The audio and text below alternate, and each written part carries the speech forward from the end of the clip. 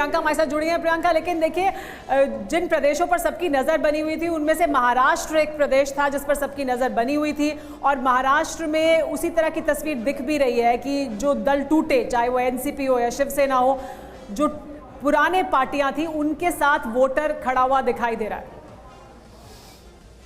Voter सच्चाई के साथ खड़ा हुआ दिखाई दे रहा है, वोटर धर्म के साथ खड़ा हुआ दिखाई दे रहा है, वोटर प्रजातंत्र के साथ खड़ा हुआ दिखाई दे रहा है, वोटर संविधान के साथ खड़ा हुआ दिखाई दे रहा है। कि एक पार्टी जिसने अपने आप को संविधान के ऊपर समझने लग गए हों, जो खुद प्रधानमंत्री अपने आप को भगवान का स्वरूप मानने लग गए हों, जो प्रजातंत्र के उसूलों का दुरुपयोग कर रहे हो, एजेंसीज का दुरुपयोग कर कर या सुप्रीम कोर्ट के वर्डिक्ट को अलग कर कर, उसको जनता ने सबक सिखाया है। जनता ने बताया है कि हमारा भी विवेक है और हमारा वोट निर्णय करता है कि हम आपको कितनी जिम्मेदारी देंगे। तो ये जो दिख रहा है, दो राज्य पार्टी को आपने तोड़ने का काम किया, वो दो राज्य पार्टी जो महाराष्ट्र के अधिकारों की बात करती थी, ना कि सिर्फ महाराष्ट्र में पर केंद्र में। तो इन दुरुपयोग कर करके पैसे के बल पे, धन के बल पे, सत्ता के बल पे आपने जो काम किया है उसका जनता ने आपको जवाब दिया। वो भी इंतजार कर रही थी, लेकिन प्रियंका जी, वोट आने का समय आए हम आपको जवाब देंगे। बीजेपी फिर भी अच्छा कर रही है। आप वाकई आप सही कह रही हैं, लेकिन उसके बावजूद आप सरकार बनाती नहीं दिख रही हैं। जो एनडीए है वो बहुमत से आगे जाता दिख रहा है रुझानों में। 400 पार नहीं हो रहे लेकिन 300 पार होते दिख रहे। देखिए जो बहुमत आप देख रहे हैं, मैं आपको फिर से बता दूं, 25 साल का शिवसेना के साथ अलायंस अहंकार के चलते तोड़ने के बाद, शिरोमणि अकाली दल से अपना लॉन्ग स्टैंडिंग अलायंस तोड़ने के बाद, भारतीय जनता पार्टी ने नए अलायंसेस बनाए, एनडीए में नए अलायंसेस बनाए, 28 या 32 या 48 कुछ अलायंसेस हैं। वो अलायंसेस कौन है? वो अलायंसेस वो हैं जिनको डरा कर, धमका कर, उनको ईडी एजेंसीज को देकर उनको अपने साथ में किया है। मैं आपको कह दूं कि मोमेंट ऑफ कुछ समय की बात है, कुछ घंटों की बात है, ये अलायंस पार्टनर्स भी इनसे हटकर हमारे साथ जुड़ जाएंगे। ये सरकार हमारी बन रही है और ये मैं शुरुआत से ओवर कॉन्फिडेंस से नहीं बोल रही हूँ। जनता के विवेक को ध्यान में रख करके जब जब देश में अहंकार आया है, जब जब देश में तानाशाही आई है, जनता ने फिर से वो बैलेंस बनाया है और वो बैलेंस आपको दिख रहा है। तो सरकार शाम तक क्या रूपरेखा होगी वो दिखाई देगा। अगर हमारी सरकार नहीं भी बनती है, हमने एक कड़ी टक्कर दी है और अब केंद्र सरकार में आपन धापी नहीं हो सकती है। जिस तरीके से 150 मेंबर्स ऑफ पार्लियामेंट को आपने सस्पेंड कर कर आपने बिल्स पास कर दिए रातों रात, नोटबंदी कर दी रात के 8 बजे पर, आपने जीएसटी ऐसा लागू कर दिया जो देश के खिलाफ हो, आपने फेडरल स्ट्रक्चर को खत्म करने का काम किया, ये सबको ट्रैक पे लाने की जिम्मेदारी होगी, हम सबकी होगी। जी बहुत शुक्रिया प्रियंका चतुर्वेदी जुड़ने के लिए। लेकिन राजीव रंजन जी, प्रियंका चतुर्वेदी कह रही हैं कि जो अभी हैं अलायंस पार्टनर, देखिएगा वो भी हट जाएंगे। तो क्या ऐसा हो जाएगा? आप भी तो अलायंस पार्टनर हैं। देखिए अलायंस के पार्टनर्स को तो ये नहीं बचा पाए, और मैं मानता हूँ कि ये 300 के आसपास का जो आंकड़ा है, अभी कुछ सीटें तो और बढ़ेंगी। और नेशनल डेमोक्रेटिक अलायंस प्रधानमंत्री जी की लोकप्रियता के बावजूद उन्हें अपने गठबंधन के साथियों को जोड़ने में उनकी दिलचस्पी थी और उसके नतीजे भी आज आपके सामने हैं।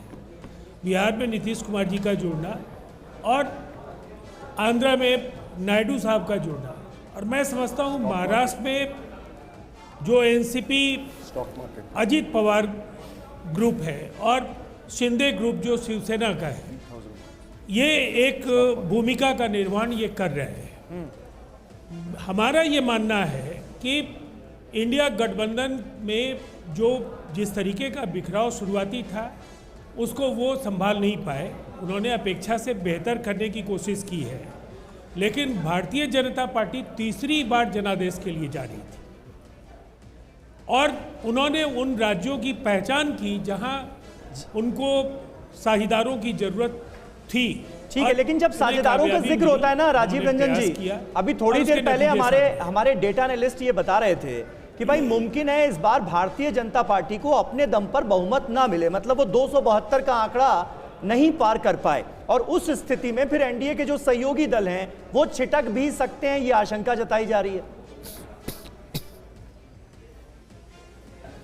नहीं देखिए, अगर आपको याद होगा तो अटल बिहारी वाजपेयी जी की एनडीए की सरकार में जो गठबंधन के साथी दल थे उनकी भूमिका बहुत बड़ी थी और जनादेश अभी भी मैं मानता हूँ भारतीय जनता पार्टी 272 का हासिल करने में उन्हें उम्मीद अभी भी है और वो पा सकते हैं। अभी जो आपके रुझान हैं, अभी कितने राउंड्स किस कॉन्स्टिट्यूंसी में बचे हैं उस पर बहुत कुछ आखिरी परिणाम निर्भर करेगा।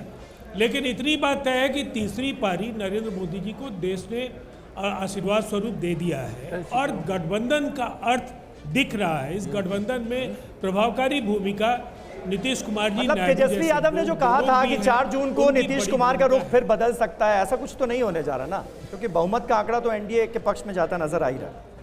देखिए,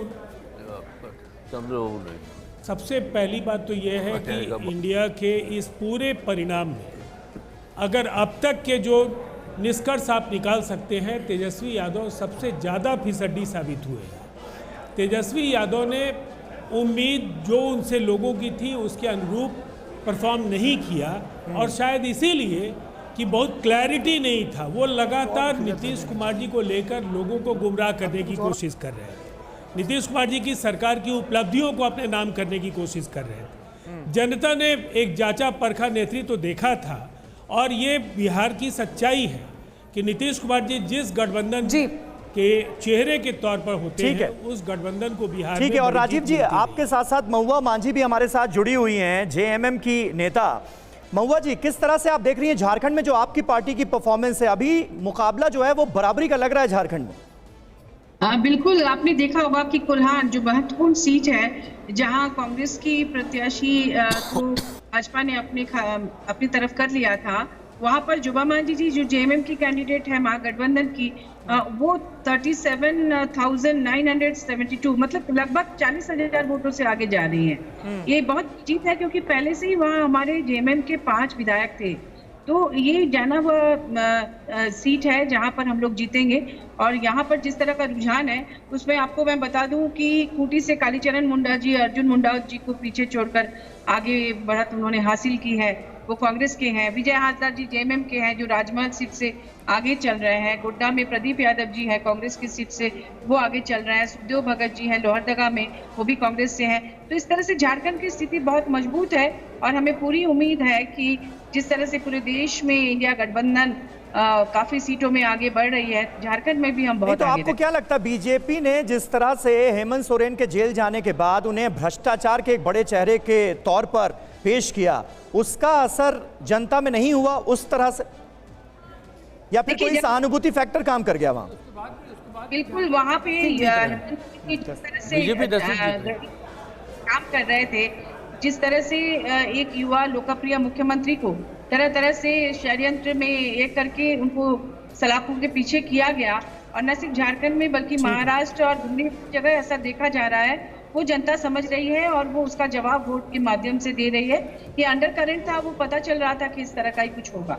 और झारखंड में स्थिति बहुत अच्छी है इंडिया गठबंधन की, और हम लोग अच्छी खासी संख्या में यहाँ से सीट हासिल करेंगे।